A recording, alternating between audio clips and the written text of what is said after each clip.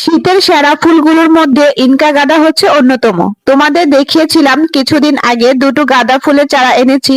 এর মধ্য থেকে এই কমলা রঙের গাঁদা গাছটি আজ প্রতিস্থাপন করে দিব। তার জন্য আমি এই মাটির টবটি নিয়েছি, নর্মাল মাটি নিয়েছি, এর সাথে কোনো সার বা খাবার মেশাইনি।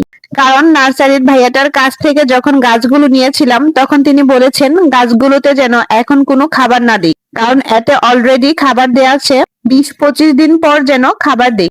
এখন যদি গাছটিতে খাবার দেই তাহলে গাছের গ্রোথ কমে যেতে পারে বা গাছটি নষ্টও হয়ে যেতে পারে, এমনকি মারাও যেতে পারে। খাবার হিসেবে সরিষার খোল ভেজানো তরল সার দেওয়ার কথা বলেছে।